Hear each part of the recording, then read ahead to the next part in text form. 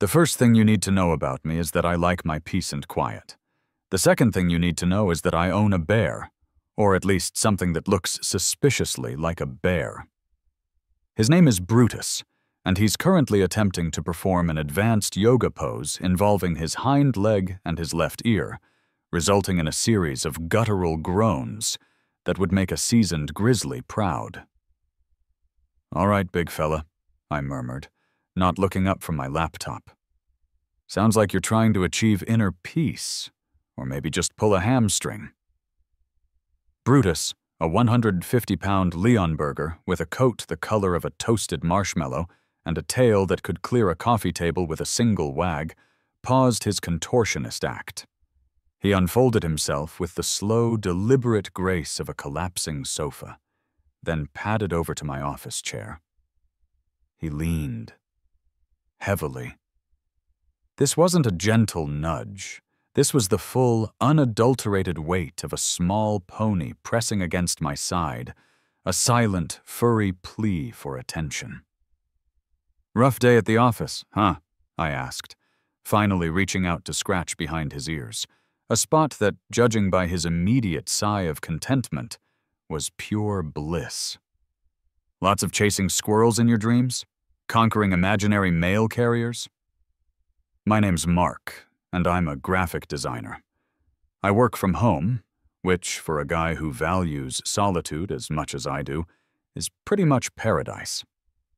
My house in Oakwood Estates is a perfectly respectable 3-bedroom suburban dwelling. It's got a neat little lawn, a 2-car garage, and a porch swing that's seen more pondering than a philosophy major's dorm room.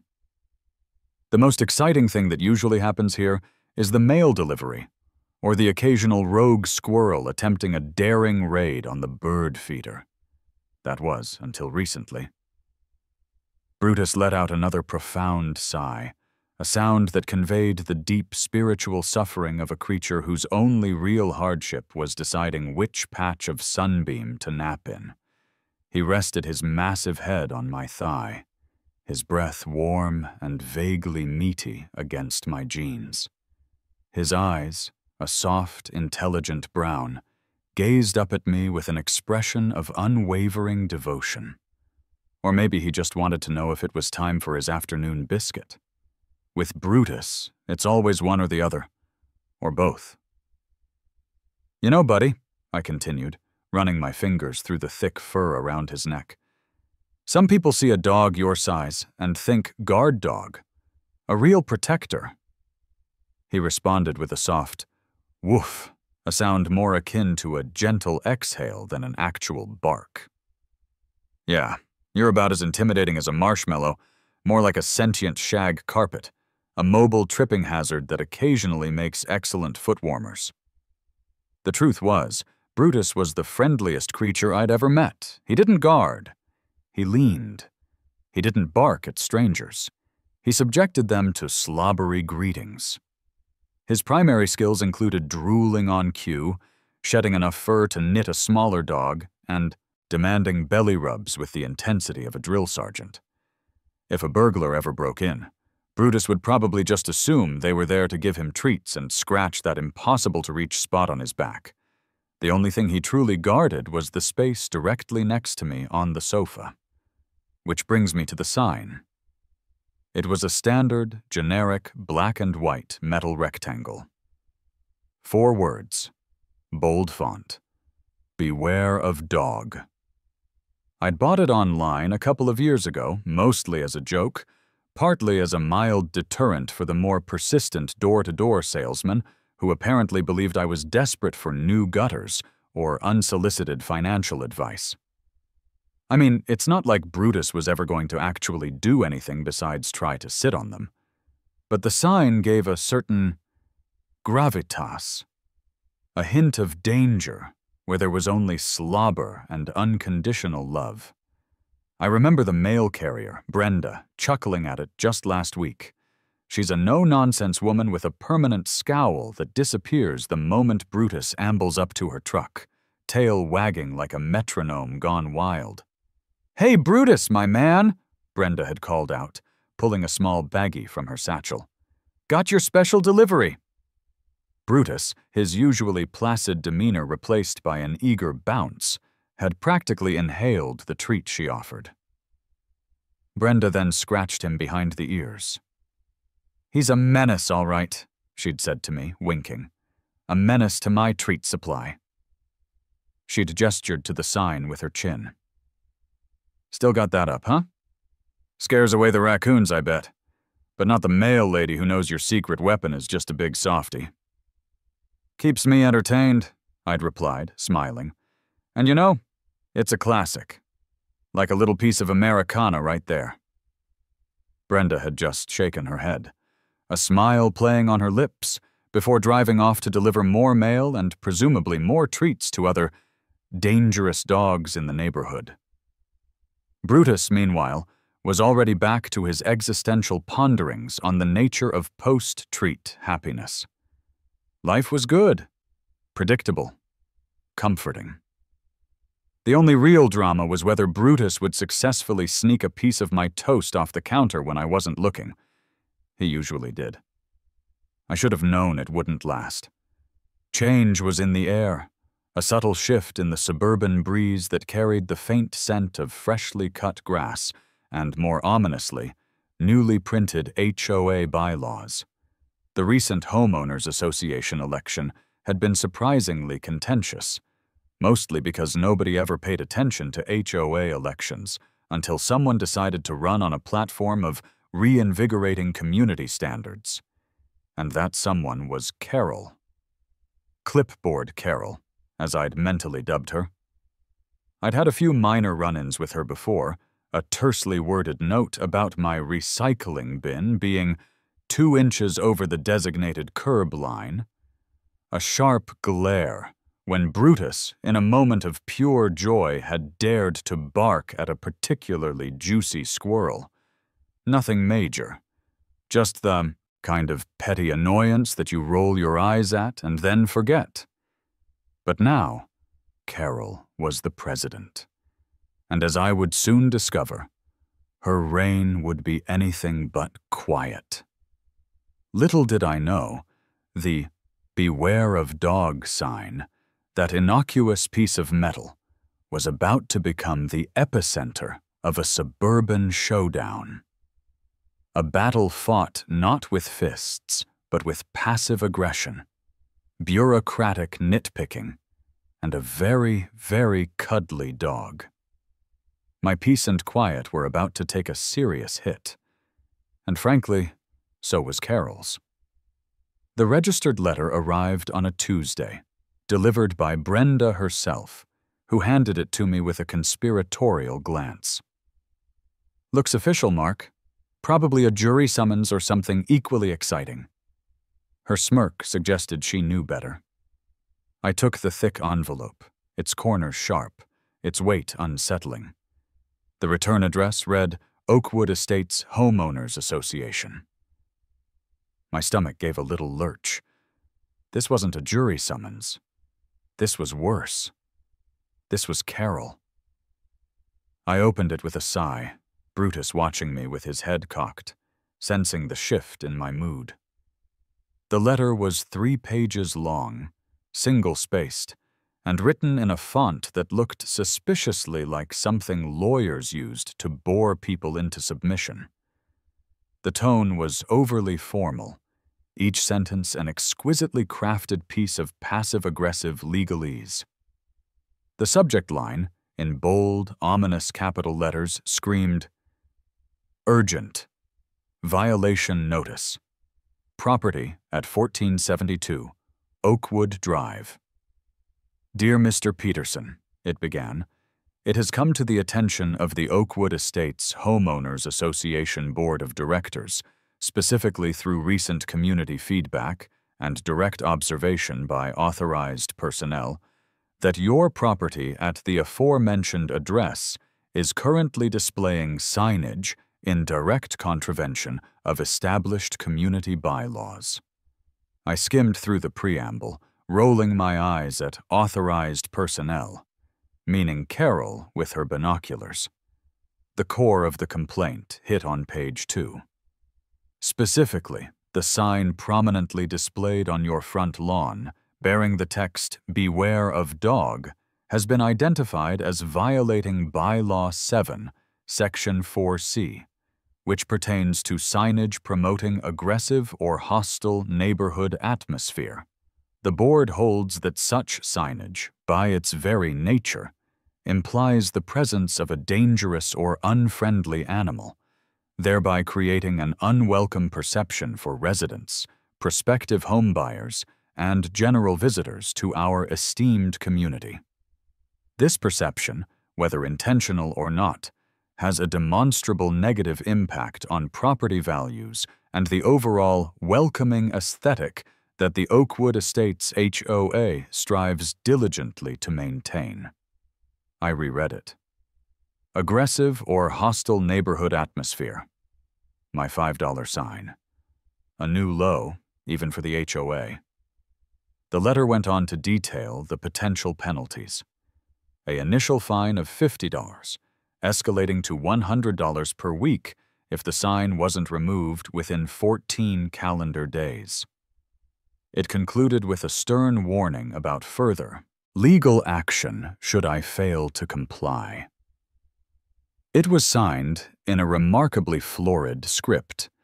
Carol Endicott, President, Oakwood Estates HOA. "Can you believe this, Brutus?" I asked, holding the letter up for his inspection. He sniffed it disdainfully, then sneezed. "They think you're aggressive. You, my gentle giant. You who once got scared by a feather floating in the wind." Brutus responded by nudging my hand, clearly indicating that the letter was less interesting than the prospect of another ear scratch. I spent the next hour alternating between simmering indignation and pure, unadulterated amusement. The sheer audacity to categorize my innocuous sign as a threat to public safety and property values. It was so utterly absurd, so magnificently petty, that it almost circled back around to genius. Almost. I finally decided I couldn't just let this slide. It wasn't about the sign anymore. It was about the principle. And if Carol wanted a fight, she was going to get one. A fight involving bylaws, sarcastic remarks, and possibly an unholy amount of fluff. I decided to confront her directly. I spotted her later that afternoon, clipboard in hand, of course, meticulously inspecting Mrs. Henderson's prize-winning roses. Carol was a woman of precise angles and even more precise opinions. Her perfectly coiffed blonde hair was shellacked into an unmoving helmet, and her perpetually pursed lips suggested she was constantly smelling something faintly unpleasant. I strode up to her, the crinkled violation notice clutched in my hand. Brutus, ever the loyal shadow, ambled along beside me, his tail giving a few hopeful thumps against my leg, always eager to meet new people. "Carol," I began, my voice as outwardly polite as I could manage, though the sarcasm was a palpable undertone. "Got your lovely letter. Quite the masterpiece of bureaucratic prose." She turned, her smile instantly dissolving into that familiar pursed lip expression. "Ah, Mark, I trust you've read it thoroughly. We do try to be very clear in our communications." She adjusted her glasses, as if preparing for a rigorous cross-examination. "Oh, absolutely crystal clear," I assured her, "especially the part about my 'Beware of Dog' sign promoting a hostile neighborhood atmosphere. Really opened my eyes to the latent aggression emanating from my front lawn." I gestured vaguely towards my house. I didn't realize my sign was the one thing standing between Oakwood Estates and utopia. Carol straightened, her posture rigid. "It's not a laughing matter, Mark. We've had concerns. Several residents have expressed discomfort. Children, you know. Seeing such a stark warning can be unsettling." As if on cue, Brutus, sensing an opportunity for social interaction, ambled forward. He lowered his massive head and gently nudged Carol's hand, his tail giving a slow, hopeful wag. He was trying to solicit a pet. Instead, Carol recoiled as if he were a cobra, letting out a small, startled gasp. She clutched her clipboard to her chest, her eyes wide with what looked like genuine fear. "Heavens! Keep that animal away from me!" she exclaimed, taking a hurried step back. I raised an eyebrow. "That animal, Carol, is Brutus, and he's just trying to say hello. He's about as dangerous as a particularly fluffy cloud." I looked from Brutus, who was now gazing up at Carol with an expression of mild confusion, to Carol's terrified face. Honestly, if he gives you concerns, perhaps the sign is actually doing its job. It's warning you, not of aggression, but of overwhelming friendliness. "The bylaws are explicit, Mark," she insisted, regaining some of her composure, though she still kept a wary eye on Brutus. "The implication is what we're addressing.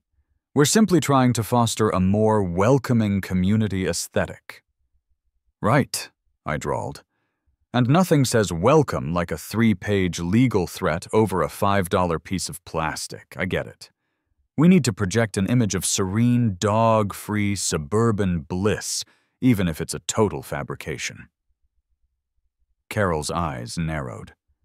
"Are you suggesting you won't comply, Mark?" I looked at my sign, then at Brutus, who had now decided to just sit at my feet, his enormous head resting on my shoe, gazing up at me with profound trust. An idea, a terrible, brilliant, and perfectly compliant idea began to form in my mind. It was born of annoyance, fueled by sarcasm, and inspired by the sheer, unadulterated absurdity of the situation. "Oh, I'll comply, Carol," I said, a slow smile spreading across my face. "You want me to remove the aggressive sign? Consider it done. But I'm going to replace it with something that perfectly embodies the true spirit of my highly intimidating canine companion. Something that's so welcoming, so non-hostile, it'll make your bylaws sing with joy." Carol looked suspicious. "As long as it adheres to the approved aesthetic and doesn't violate any other section of the bylaws." "Oh, it will, Carol," I promised, my smile widening. "It absolutely will. You just wait." I turned, leaving her standing amidst Mrs. Henderson's prize-winning roses, looking utterly bewildered. Brutus gave a happy woof, sensing my elevated spirits, and trotted beside me. We had a sign to design, and Carol, bless her clipboard-clutching heart, had no idea what she was about to unleash. This wasn't just about a sign anymore. This was about suburban warfare, fought with passive aggression, malicious compliance, and a very large, very friendly dog. The next day was dedicated to creative revenge. I didn't just want to replace the sign, I wanted to make a statement. A statement so saccharine sweet, so cloyingly harmless, that Carol would choke on her own bylaws. This was my expertise, after all. Graphic design. And I was about to use my powers for good. Or at least for incredibly effective, passive-aggressive mischief. Brutus was my muse. He spent the morning flopped on his back, paws in the air, issuing soft snores that rattled the windows. A gentle giant, a cuddle connoisseur, definitely not a beware of dog kind of creature. I opened up my design software. First, the font. It couldn't be anything remotely serious. I scrolled through dozens of options, rejecting anything with sharp edges or a hint of professionalism.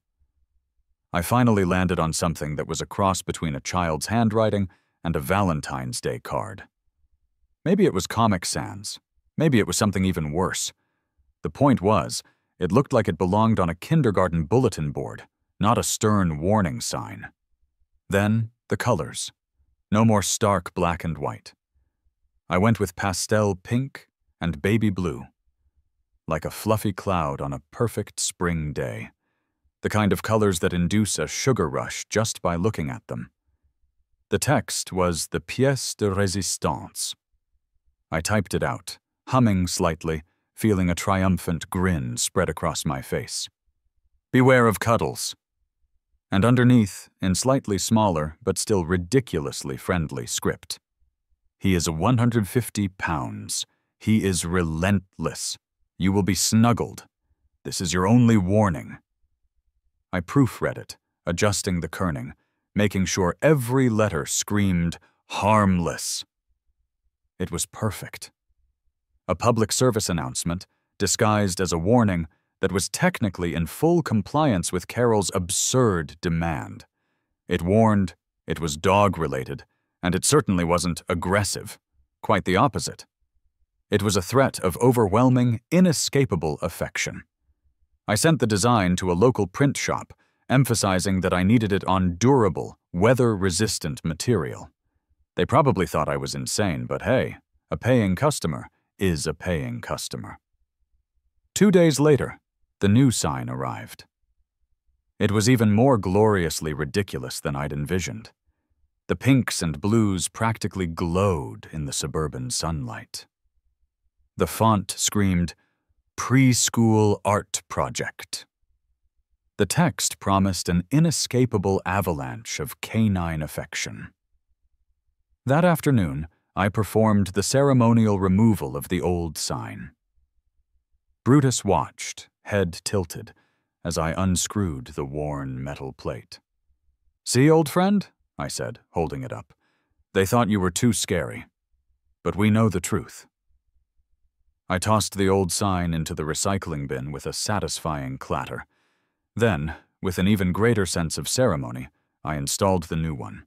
The "Beware of Cuddles" sign, resplendent in its pastel glory, now stood proudly on my lawn, a beacon of fluffy defiance.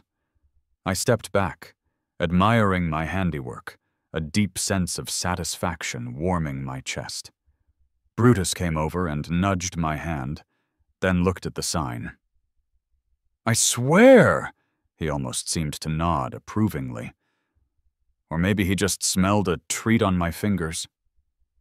It didn't take long for Carol to make her appearance. She must have had a secret neighborhood surveillance system, or perhaps she just had an innate ability to detect anything that veered even slightly from her narrow definition of suburban normalcy. I was sitting on my porch swing, sipping iced tea, Brutus snoring contentedly at my feet, when her car glided to a halt at the curb. She emerged, clipboard at the ready, her face a mask of disbelief and rapidly escalating fury. She marched up my driveway, her heels clicking ominously on the asphalt. Her eyes were fixated on the new sign, widening with each step. "Mark!" she shrieked, her voice a little higher pitched than usual. "What is the meaning of this?" She gestured wildly at the sign, as if it were an alien artifact that had just landed on my lawn. I took a slow, deliberate sip of my tea. "Meaning? Why, it's quite clear, Carol. It's a sign, a warning, actually. Per the HOA's request, I have removed the aggressive signage." But, beware of Cuddles? What kind of nonsense is that?" she sputtered, her eyes darting from the sign to Brutus, who had momentarily lifted his head, sensing the disturbance. "It's a perfectly accurate description of my dog, Carol," I explained patiently, as if explaining complex physics to a small child. "He's 150 pounds of pure, unadulterated affection. A veritable cuddle monster. So I'm warning people. They will be cuddled. It's a public service announcement, really, for the unwary, for those who might not expect such an intense outpouring of canine devotion." Her mouth opened and closed a few times, like a fish out of water. "But the font, the colors, it's entirely non-standard. It's not in keeping with the established aesthetic of the community." I leaned back in my swing, a smug smile playing on my lips. "Is it aggressive, Carol? Does it promote a hostile atmosphere?" I think it promotes an atmosphere of overwhelming, perhaps dangerously intense affection. It fulfills the spirit of your bylaw. It warns of a dog. It's just warning of a different kind of dog experience." She stomped her foot, a surprisingly undignified sound. "This is ridiculous! You're making a mockery of the bylaws." "Am I?" I asked innocently.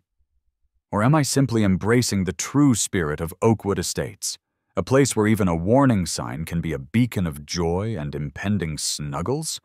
After all, you wanted welcoming aesthetic, didn't you? What's more welcoming than a promise of cuddles?" Brutus, sensing a lull in the conversation, decided this was the perfect moment to prove my point. He slowly got up, lumbered over to Carol, and with the gentlest of nudges pressed his massive head against her leg, looking up at her with those big, soft eyes. He let out a soft whine, a clear request for a head scratch. Carol shrieked, leaping back as if scalded. "Keep that beast away from me, Mark." "Beast?" I repeated, shaking my head sadly. "Carol, you're missing the point.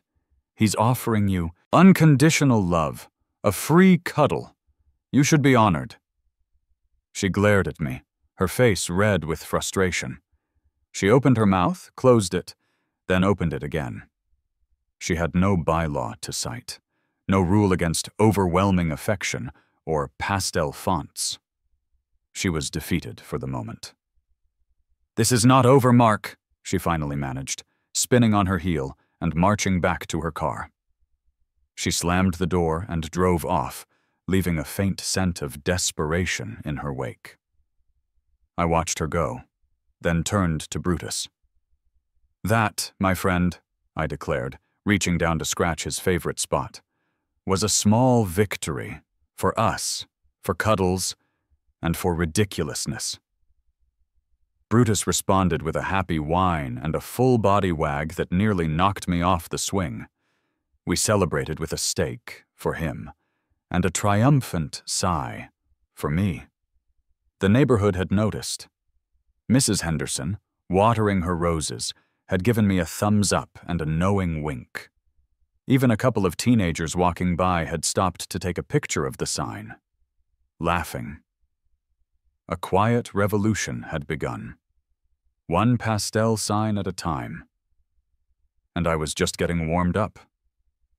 My victory, as predicted, was short-lived.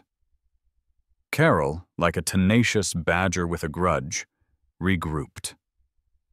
A week after the Cuddles gambit, another registered letter landed in my mailbox.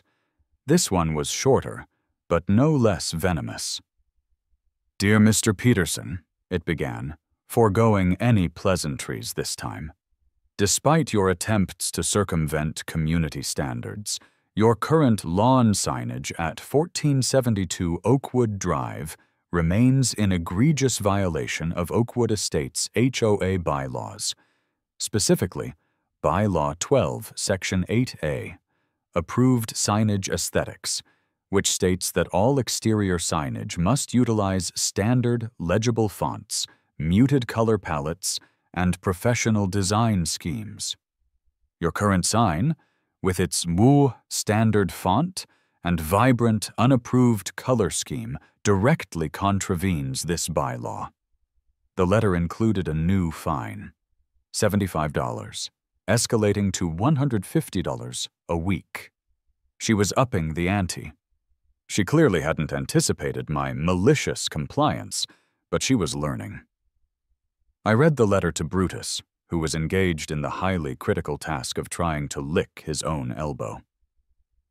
"Muted color palettes, Brutus," I mused, tapping the letter. "Professional design schemes. She's trying to box me in."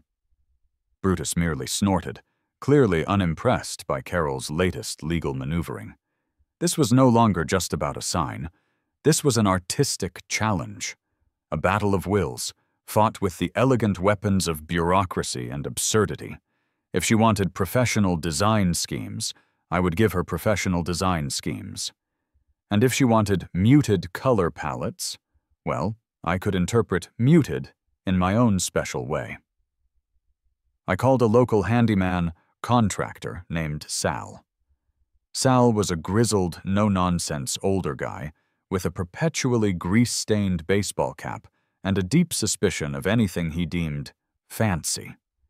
He'd fixed my leaky faucet last year and done a decent job, mostly because he'd grumbled so much about the quality of modern plumbing that he seemed determined to prove the old ways were better.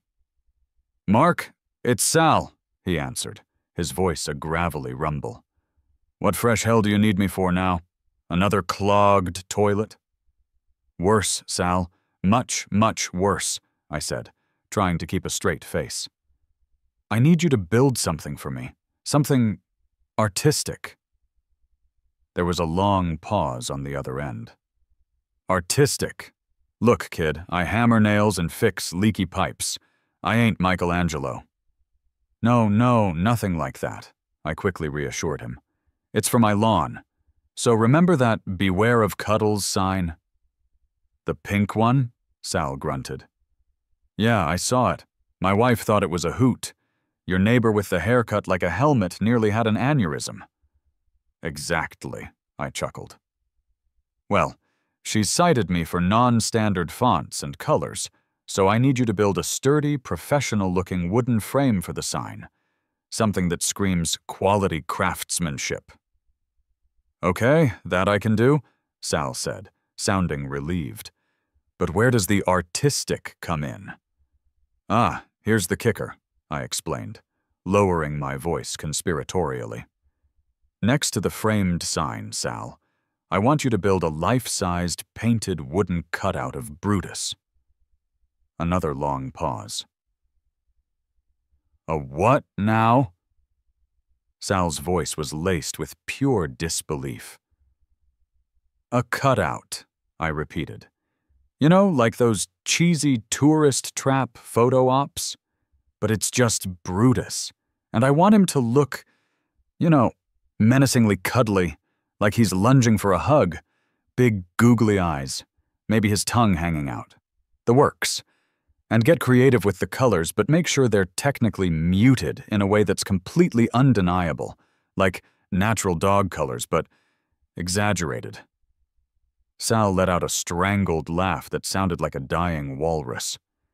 "Kid, whatever you're paying me, it ain't enough. You want me to build a giant wooden cartoon dog? Your HOA president is gonna have a stroke." "That," I said gleefully, "is precisely the point. So can you do it?" "I can do anything, kid, as long as the check clears," Sal grumbled, but I could hear the grudging amusement in his voice. "But I'm charging you extra for the mental anguish." Over the next few days, Sal worked diligently in his garage. He sent me progress photos, the cutout taking shape, the initial wood base, the layers of paint. He even managed to incorporate some faux fur details, using a technique he claimed involved shaving a really old rug. The result was magnificent. The day of the reveal, Sal arrived with his flatbed truck. He and his assistant, a quiet young man named Kevin, carefully unloaded the monstrosity. The Beware of Cuddles sign was now encased in a handsome, dark-stained wooden frame, looking surprisingly dignified. But next to it, towering over the petunias, was the wooden Brutus. He was indeed life-sized, roughly 6 feet tall, paws outstretched as if in mid-pounce. His eyes were wide, painted with an almost terrifying sincerity, and his tongue lolled out of his mouth in a permanent, goofy grin. Sal had managed to use muted dog fur colors, but had applied them with such vibrant intensity that the cutout seemed to throb with a kind of benevolent energy. It was absurd. It was beautiful. It was an undeniable, professional-looking design scheme. "Behold, Brutus," I announced, gesturing dramatically. The real Brutus, who had been sniffing around the wooden replica with great interest, let out a confused bark, as if wondering why his doppelganger wasn't offering to play. "It's glorious, Sal. I said, genuinely impressed. Absolutely glorious. Sal wiped his hands on his pants. Yeah, well, it's a waste of good lumber if you ask me, but it'll definitely get attention. It got attention, all right. Within an hour of its installation, neighborhood cars slowed to a crawl. Kids pointed and laughed. Some people looked bewildered. And then, as night fell, the sirens. 2 police cruisers pulled up to my curb, lights flashing, bathing my house in a surreal blue and red glow. 2 officers, Ramirez and O'Malley, emerged. Officer Ramirez was a weary-looking veteran with a mustache that had seen too many ridiculous calls. Officer O'Malley was a fresh-faced rookie, barely out of the academy, struggling to maintain a serious expression. Carol, of course, was already there, pacing furiously on the sidewalk, clutching her phone to her ear. Yes, officer, it's a public nuisance, a disturbing public effigy. It's a threat to the community. It's highly aggressive imagery. Officer Ramirez sighed, pinching the bridge of his nose. Ma'am, it's a wooden cutout of a dog. But it's lunging, Carol insisted, pointing dramatically at the cutout. It implies a dangerous animal. Ramirez looked at the wooden Brutus, then at the real Brutus, who had ambled over to the officers, tail thumping gently against Officer O'Malley's leg. O'Malley, despite himself, was trying desperately not to smile as Brutus nudged his hand, then let out a soft woof. So, let me get this straight, ma'am, Ramirez began, turning his attention to Carol, his voice dangerously even. You called us about a sign, warning of Cuddles, and a life-size statue of a dog that you say is lunging aggressively for a hug? Carol sputtered, unable to form a coherent sentence. Officer O'Malley, who had clearly given up the fight, was now openly petting Brutus, who responded with enthusiastic tail wags and a few happy licks to the officer's hand. He seems pretty friendly, ma'am, O'Malley managed, his voice thick with suppressed laughter. Ramirez turned to me. Mr. Peterson, is this display on your property? Yes, officer, I confirmed. Completely within my property lines, and as you can see, the sign complies with all previous HOA requests for non-aggressive messaging, and the display itself is a professional design scheme, as per the latest bylaw. Ramirez just shook his head. Ma'am, he said to Carol, his patience clearly wearing thin, this is not a police matter. This is a civil dispute with your HOA. It's certainly not threatening or criminal. I suggest you consult your bylaws, or perhaps seek a hobby. He and O'Malley exchanged a look, then slowly walked back to their cruisers. As they pulled away, I distinctly heard O'Malley burst into laughter, followed by Ramirez's weary but amused voice saying, You ain't seen nothing yet, rookie. Wait till you get the one about the gnome collection. Carol stood there, fuming, clutching her clipboard, utterly defeated. For now. I gave a victorious fist pump, and Brutus, sensing my mood, leaned against my leg, demanding a celebratory ear scratch. The wooden Brutus seemed to grin even wider in the moonlight. This was just the beginning. The visual reinforcement was a success. Carol, humiliated and defeated by the police, was not one to admit defeat gracefully. Her next move was predictable. She started to rally her troops. I saw her going door to door, clipboard in hand, a thinly veiled petition tucked beneath her arm. She was attempting to convince other neighbors that my magnificent Brutus display was an eyesore, making a mockery of the community and lowering property values with its overt goofiness. She managed to drum up a few signatures from the usual suspects, the perpetually disgruntled, the overly meticulous, and Mrs. Glick, who apparently just hated dogs in general.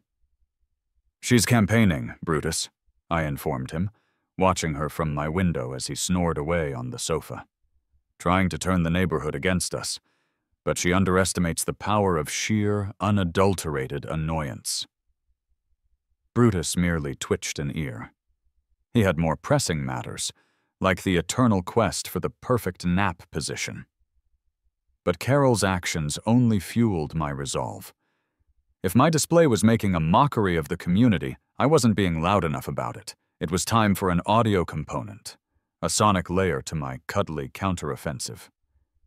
I called Sal again. His answering machine picked up, and I left a message.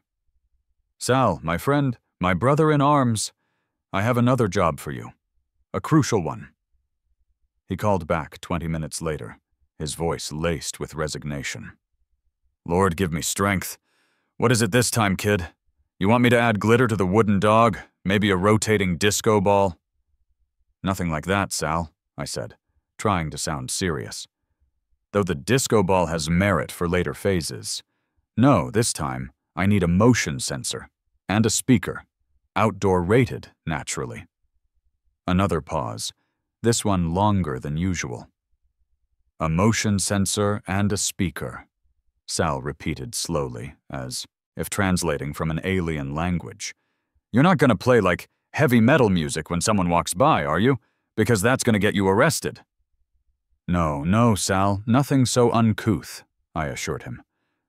"I'm thinking public service announcement, a verbal warning, something friendly, yet firm."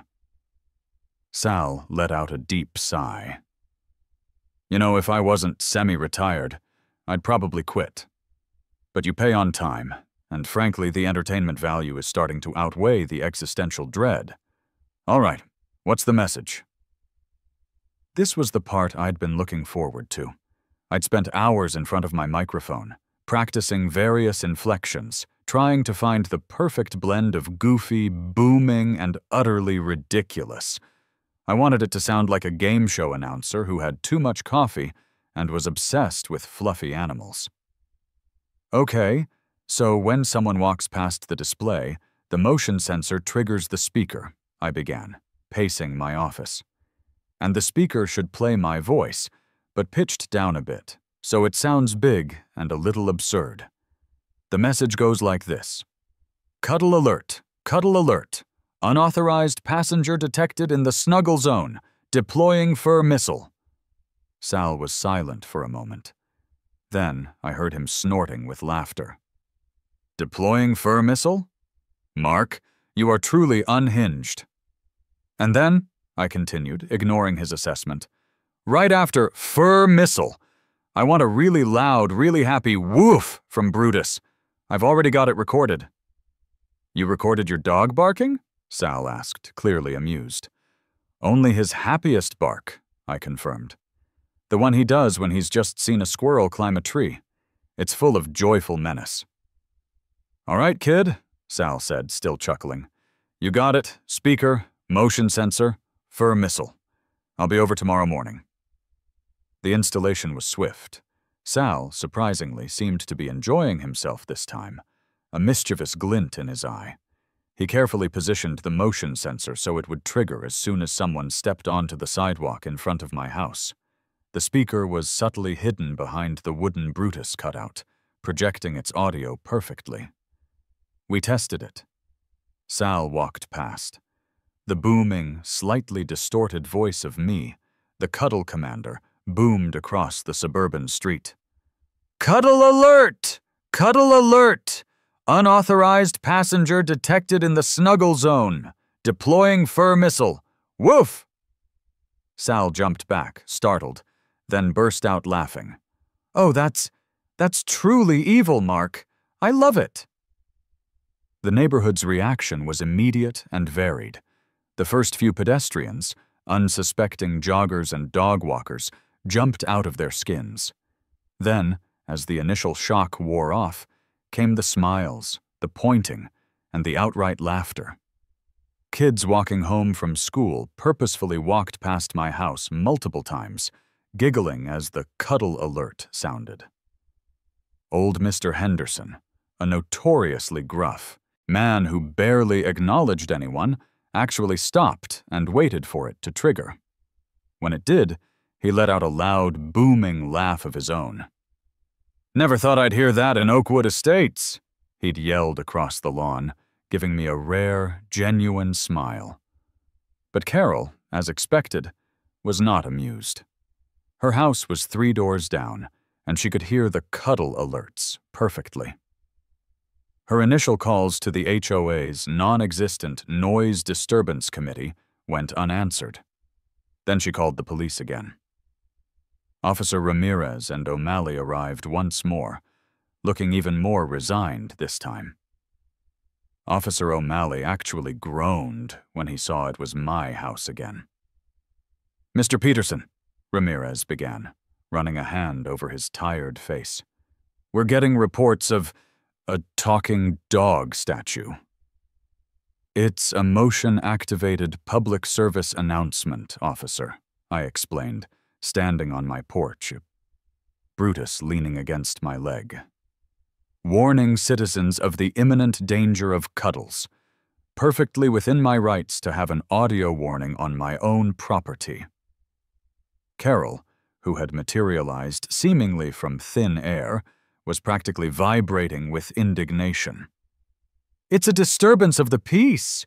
It's harassment. He's playing pre-recorded messages at all hours." "All hours, Carol?" I asked innocently. "It's motion-activated. If people would simply stop walking past my house, it wouldn't trigger. Perhaps a new bypass sidewalk could be built to divert pedestrian traffic from my snuggle zone." Ramirez sighed. He listened to the cuddle alert once when a young couple walked by, trying to keep a straight face. He even saw Brutus, the real Brutus, sitting politely by the wooden cutout, looking very much like he was waiting for orders to deploy a fur missile. "Ma'am," Ramirez said to Carol, his voice a low rumble. "It's daytime. The volume is reasonable. It's not obscenity. It's unusual, but not illegal. You could always try not walking on this particular stretch of sidewalk, or perhaps investing in some noise-canceling headphones." Carol's jaw dropped. She looked from me to the laughing officers, to the wooden Brutus with its goofy grin, and finally to the real Brutus, who let out a soft woof, as if to underscore the absurdity. The officers left, their cruisers shaking with their suppressed laughter this time. The neighborhood was now fully divided. Team Mark, the overwhelming majority, found the whole thing hilarious. Team Carol, a small but vocal minority, thought I was a menace. My mail carrier, Brenda, stopped by the next day, not with mail, but with a box of donuts. "Heard the new edition, Mark," she said, handing me the box, a wide grin on her face. "You're a legend, kid. A living legend. Even my supervisor got a kick out of it." I leaned down and scratched Brutus's head. "It's all for him, Brenda. All for the Cuddles." The audio assault was a resounding success. Carol was clearly losing control of the narrative and the neighborhood. Once a bastion of quiet conformity was starting to embrace a little bit of glorious, ridiculous chaos. And I, Mark Peterson, commander of the Cuddle Corps, was ready for the next phase. The cuddle alert was the last straw for Carol. The audio component, the constant, booming, ridiculous declaration of impending snuggles, pushed her over the edge. Her desperate calls to the police had been met with polite amusement. Her attempts to rally the neighbors had largely backfired, transforming me into an unlikely folk hero. She was losing face, and for Carol that was worse than any bylaw violation. So she resorted to the nuclear option, an emergency HOA meeting. A registered letter arrived, even more formal and ominous than the last. This one was addressed to all Oakwood Estates residents, not just me. Subject: Emergency HOA Meeting. Urgent Community Matters. Dear esteemed residents, it began, due to persistent and egregious violations of community bylaws, specifically pertaining to unauthorized signage, aesthetic incongruity, and public nuisance elements, an emergency meeting of the Oakwood Estates Homeowners Association has been called. The agenda will include a discussion and vote on the immediate removal of all non-compliant structures at Lot 72, Mr. Mark Peterson's residence, and the proposal of severe financial sanctions, potentially including a lien on the property should said violations persist. The meeting was scheduled for the community center, a bland, beige building usually reserved for bingo nights and lukewarm coffee. This was it. The final showdown. Carol was going for broke. She wanted my head on a platter, metaphorically speaking, or at least my wooden Brutus cutout dismantled and banished. I read the letter aloud to the real Brutus, who was meticulously grooming a particularly itchy spot on his flank. "A lien on the property, Brutus. She's not messing around." Brutus stopped grooming, looked up, and let out a soft woof, as if to say, "What's a lien? Does it involve treats?" I knew I couldn't win this by fighting bylaws. Carol had enough of them to build a small fort. My only chance was to appeal to the good nature of the community, to remind them what Oakwood Estates truly was, a place where people lived, not just properties to be managed, and to remind them who Brutus really was. I had to win the hearts and minds of my neighbors. I spent the next few days preparing. My graphic design skills, usually employed for corporate logos and marketing brochures, were now fully dedicated to canine advocacy. I compiled a slideshow, not of bylaws or legal precedents, but of Brutus. Brutus being adorable. Brutus napping in the sun, tongue lolling out. Brutus trying to share his bed with a bewildered cat. Brutus with the neighborhood kids, gently letting them pull his ears and clamber all over him.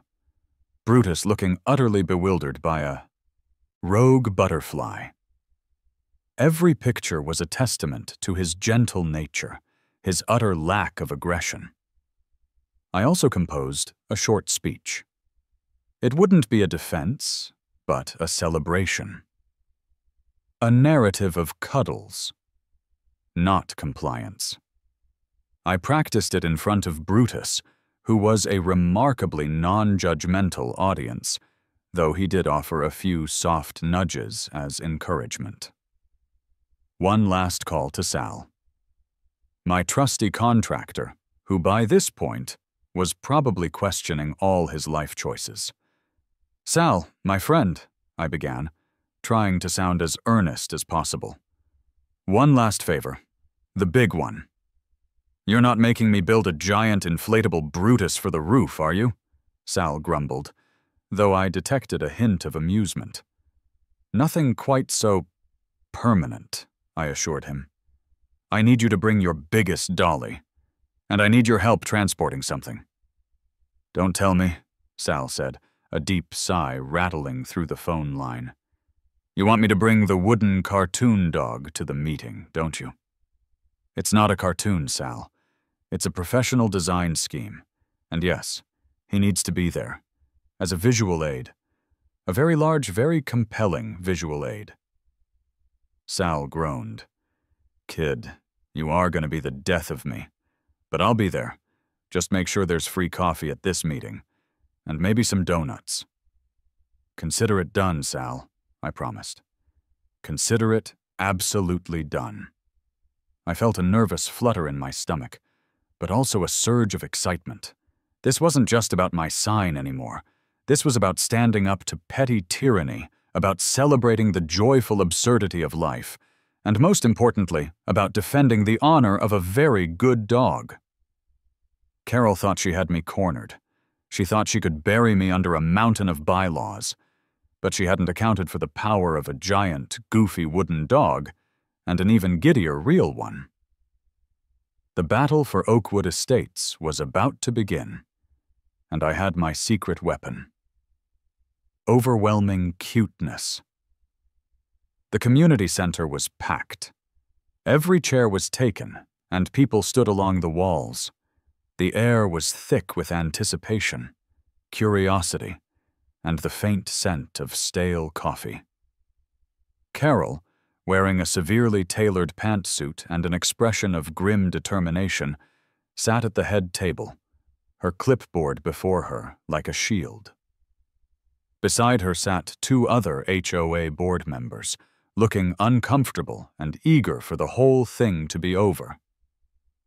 I sat in the front row, Brutus sprawled beside my feet, radiating calm and a faint, sleepy warmth. My friendly neighbor, Dave, who had always found the whole saga hilarious, was with me, holding Brutus's leash, ready for his cue. Dave had even brought a small bag of Brutus's favorite treats, just in case. Carol began the meeting with a long, droning presentation. She clicked through a PowerPoint of grainy photos of my "Beware of Cuddles" sign, the wooden Brutus cutout, and even a still shot from a video she'd apparently taken of the cuddle alert being triggered. She cited bylaw after bylaw, cross-referencing sections and subsections, building a case against me with all the zeal of a prosecutor presenting evidence from a major crime scene. "As you can see, residents," she droned, her voice devoid of any warmth, "Mr. Peterson's actions have not only created a significant aesthetic blight on our community, but have actively fostered an environment of non-compliance and, frankly, ridicule for the very standards that protect our property values and lifestyle." She paused, fixing me with a withering glare. "His behavior is unacceptable, childish, and a blatant disregard for the collective good of Oakwood Estates." She concluded by proposing a vote to immediately remove all my non-compliant structures, impose a $500 fine for past violations, and potentially place a lien on my house if I didn't comply within 48 hours. A few members of Team Carol clapped politely. Most of the room remained silent, a mix of curious and uncomfortable. "All right," Carol announced, looking supremely confident. "Are there any questions or further comments before we proceed to a vote?" She glanced pointedly at me, expecting me to sputter some weak defense. I slowly stood up. Brutus, sensing it was his turn, lifted his head, his tail giving a soft thud against the floor. "Actually, Carol," I said, my voice calm and clear, "I do have a few comments, and a presentation of my own." Carol's eyes narrowed. "A presentation? Mark, this is not a talent show." "No," I agreed, walking to the projector. "It's about community, and understanding, and dogs. Specifically, my dog, Brutus." I plugged in my laptop and brought up my slideshow. The first image flashed on the screen. Brutus as a clumsy, adorable puppy entangled in a garden hose. A ripple of chuckles went through the room. "Carol's presentation focused on bylaws," I began, addressing the room, not just Carol. "On rules and regulations and what constitutes an aggressive atmosphere. My presentation is a little different. It's about the truth behind the aggressive dog sign. It's about the very real, very intense threat of Cuddles." I clicked through the slides. Brutus sleeping on his back, paws in the air, a tiny cat curled up on his belly. Brutus gently letting a group of toddlers read a story to him at the neighborhood park, patiently enduring their clumsy pats. Brutus chasing butterflies with a comical lack of coordination. Brutus looking utterly bewildered by his own reflection in a puddle. The room began to soften. Laughter, genuine and warm, filled the space. People whispered, pointing at the screen, smiling. Even some of the Team Carol members cracked a reluctant smile. Brutus, in the flesh, sensed the positive vibe and let out a soft, contented sigh at my feet. "You see," I explained, my voice carrying easily, "Brutus isn't aggressive. He's a giant, fluffy marshmallow, a furry pillow with a pulse. His biggest threat is accidentally sitting on your foot or drooling on your favorite shirt. The original "Beware of Dog" sign was a joke. The "Beware of Cuddles" sign? That's a literal warning, because once Brutus decides you're a friend, you will be subjected to an inescapable avalanche of affection, and that, ladies and gentlemen, can be surprisingly overwhelming. I paused, letting the laughter subside. But pictures don't do him justice. You can't truly understand the power of the fur missile until you've met the source. I looked at Dave, who gave me a knowing nod.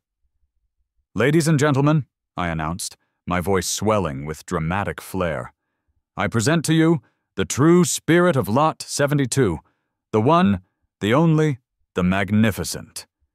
And then, on cue, Sal, my trusty contractor, pushed through the double doors at the back of the community center. On his largest dolly, resplendent in all its painted glory, was the 6-foot-tall wooden cutout of Brutus. Sal wheeled it to the front of the room and positioned it next to the projector screen, facing the audience. A wave of astonished gasps, followed by outright guffaws, erupted. The wooden Brutus, with its wide, goofy eyes and perpetually lolling tongue, looked even more ridiculously benevolent in the fluorescent lighting of the community center.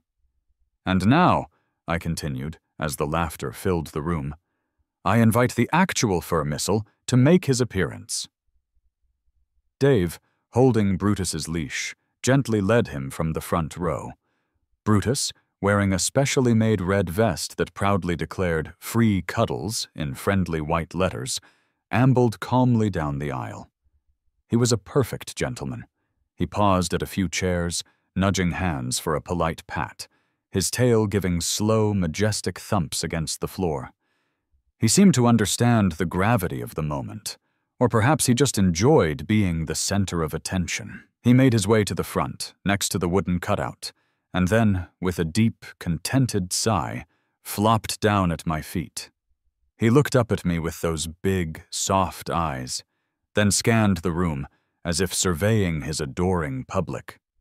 Carol, meanwhile, was speechless. Her jaw hung open, her perfectly coiffed hair seemed to droop slightly, and her face was a mixture of disbelief and utter defeat. The room, completely captivated by the real Brutus, seemed to have forgotten she even existed. Then, the moment that sealed her fate.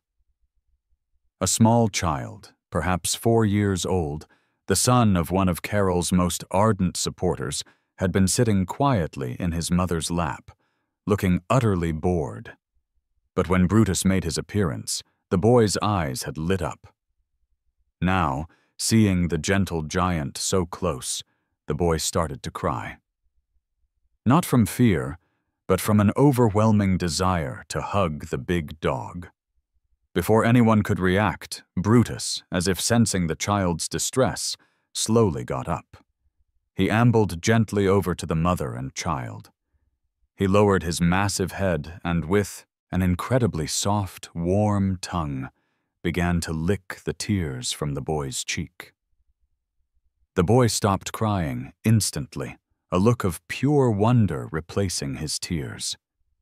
Then, with a joyful squeal, he threw his arms around Brutus's massive neck, burying his face in the soft fur. The room melted. Awes and delighted murmurs rippled through the audience.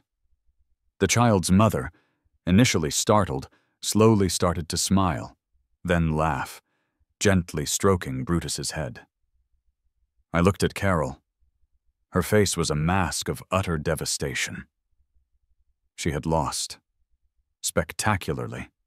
Her bylaws, her stern warnings, her meticulously built case, all of it had crumbled before the irresistible power of a giant, crying, child-licking, cuddle-giving dog. "So," I said, turning back to the room, my voice gentle, "now that you've met Brutus and experienced the overwhelming, relentless threat of his cuddles, do we still consider him, or his warning sign, a hostile element to this community?" There was a moment of silence. Then old Mr. Henderson, The gruff neighbor stood up and shouted, "No! He's a good boy! Let the man keep his dog and his signs!" A chorus of agreement erupted. Hands shot up. Voices called out, "He's adorable! Best dog in the neighborhood. Forget the bylaws, let him cuddle." Carol, utterly defeated, could only stare. She tried to stammer something, but no words came out. The vote was a formality. When she finally, weakly, called for a show of hands for her motion to remove my signs and fine me, only she and 2 other staunch allies raised their hands. The rest of the room, a sea of smiling faces, remained firmly down. Then, almost in unison, nearly every other hand in the room shot up to vote against her motion. The defeat was overwhelming. Carol was left speechless, humiliated, and utterly alone at her table, her clipboard now looking like a crumpled piece of paper. The cuddle revolution had triumphed. The aftermath of the emergency HOA meeting was a blur of celebratory back pats and triumphant head scratches for Brutus. I was hailed as a neighborhood hero, the unlikely champion of common sense against bureaucratic overreach. The wooden Brutus and the motion-activated Cuddle alert stayed up for another week, a monument to the victory, before I voluntarily took them down. I kept the original "Beware of Cuddles" sign, though. That was non-negotiable. It remained a pastel beacon of gentle warning on my lawn, a constant reminder of the day Cuddles conquered bylaws. As expected, Carol's reign as HOA president was short-lived. The next HOA election, just a few months later, saw her soundly defeated. A much more relaxed neighbor, a woman named Sarah, who owned 2 boisterous golden retrievers and occasionally left me homemade cookies, was voted in. Her first order of business? Removing the bylaw about aggressive signage. She even suggested a new neighborhood pet photo contest, which Brutus naturally won hands down. So weeks after the dust settled, Sal came over. He'd brought a 6-pack of craft beer and a genuine smile. We were sitting on my porch swing, the evening sun casting long shadows across the lawn. The "Beware of Cuddles" sign glowed softly in the fading light.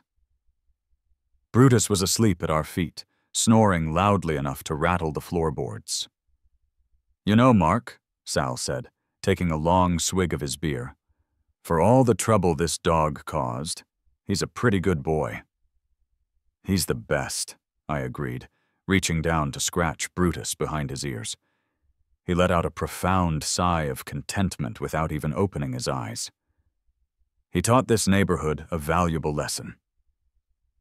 Sal raised an eyebrow, a skeptical glint in his eye. "Oh yeah? What's that?" I smiled, looking from the sleeping Brutus to the innocent pastel sign. Never, ever underestimate the strategic power of a good cuddle, or for that matter, the strategic power of pure, unadulterated absurdity in the face of petty tyranny.